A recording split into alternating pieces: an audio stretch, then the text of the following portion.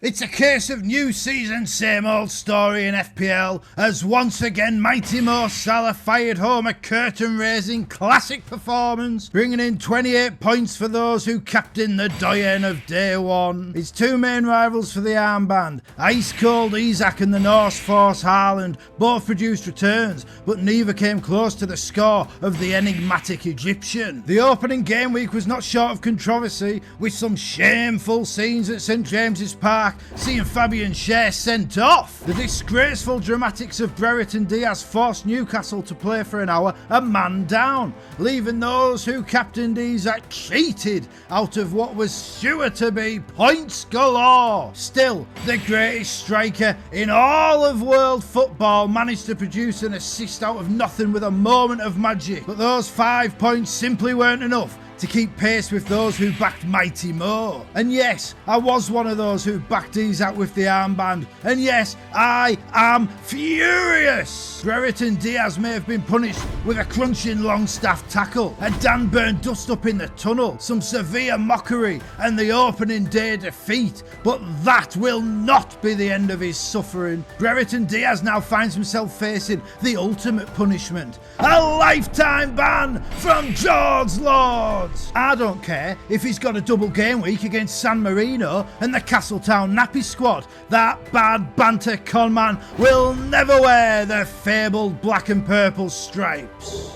Having already seen one abysmal refereeing decision destroy my captaincy, imagine my horror to see Eberici Eze's sensational free kick ruled out for nothing. And then you factor in the Pedro Porro injury, and that's 3 big things gone against me already. My mission to save the League of Gentlemen from those algorithm androids is so far not going according to plan. Of course, it is hard for things to go according to plan when you take a squad that was carefully crafted over 6 weeks of burning the midnight oil and then rip it up 10 minutes before the deadline in pure fear of what going without Haaland could do. However, with so much uncertainty surrounding lineups and transfers, I felt the shrewdest move was to start with the blonde bomber, then shift him out in a few weeks once the wheeler dealing's done and the squad selection starts to settle down. Now, it has not paid off immediately, giving Mighty Mo Salah's massive haul, but it's game week 2 where that decision could be vindicated.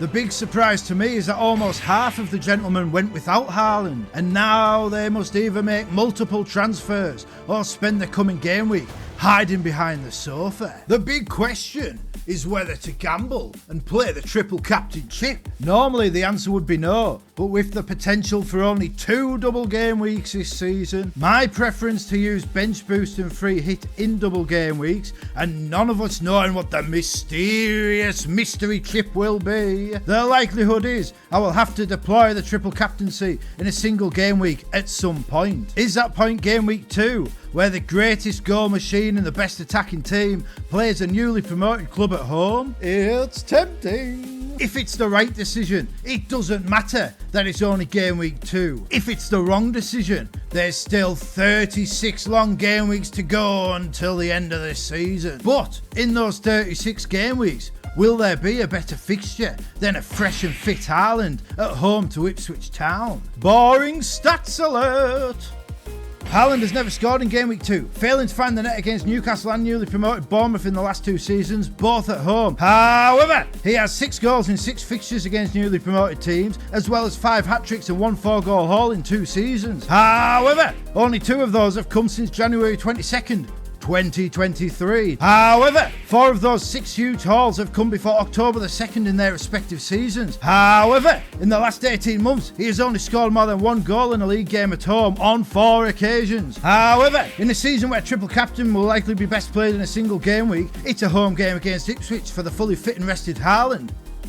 Perhaps I should have looked into all this data before the season began, but perhaps all this talk is irrelevant and it's time to back the Norse force. To make him triple captain or not is a big call, but it's one I absolutely have to get right if I am to reclaim my crown as League of Gentlemen champion. 1 game week in, and I'm already trailing all the former champions, all except the dismal David Rudge, who failed to even break a half-century of points. Though I am within a point of the sensei of squad selection, King Ding, the King also holds a hand of Haaland heading into game week 2, so the potential advantage there is negated, even if the King does have Quansah in his first 11, which may force an early foray into the transfer market. Dan the Dragon also features the Norse Force in his squad, so I may well end up flying in his slipstream for a few game weeks yet. But neither of the other league winners ahead of me host the City Slicker in their starting 11. Furthermore, the defending champ Dan Gestoso Cabezas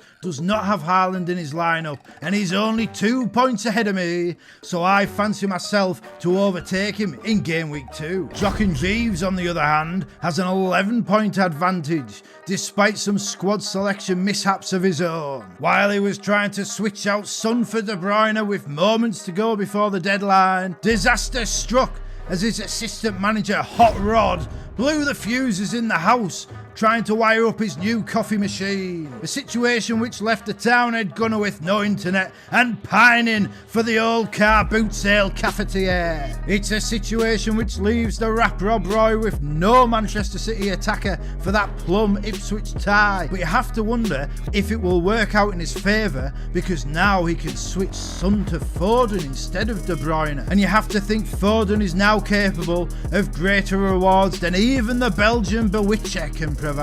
Sometimes entire seasons can swing on these unfortunate accidents which lead us to stumble into better outcomes. Ahead of all the former champs, somewhat inevitably, is the wicked whisperer himself, Grinchy Vogt. He brashly proclaimed to all and sundry that his strategy was the best, and he will believe he has proven that the case, even if he is not quite on the top of the pile. Oh, who are these clowns anyway? I don't rate their squads. There's a Flecken and a Langer, a Wood, Silver and Quansah. To the Grinch I'll have the answer, the gentleman top 3, da-da-da-da.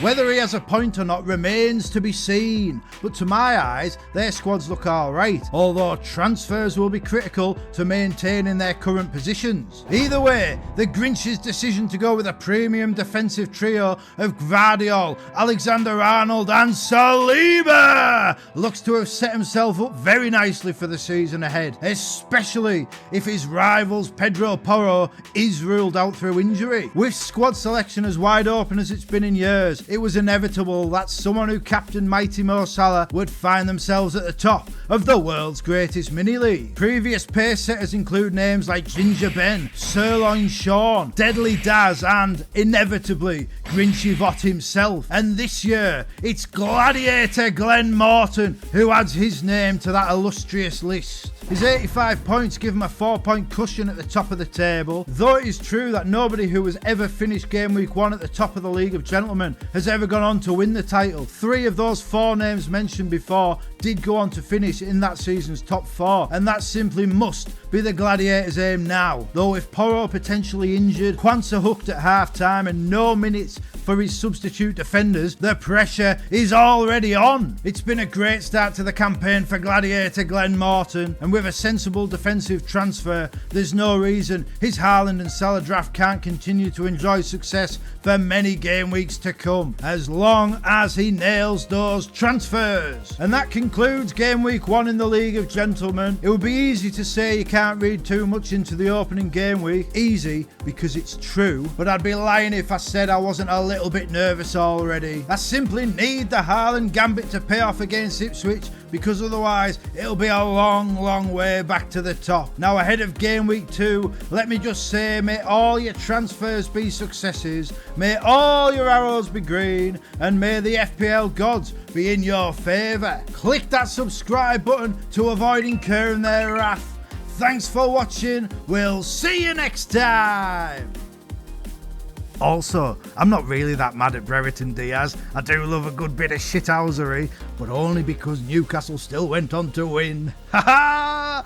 Banter! It's an FPL Nightmare, company pulling out more, yeah. I'm the greatest football manager to ever grace the old armchair, but the FPL gods hate me, and no one seems to care that my points are only average, and my ranking is not fair.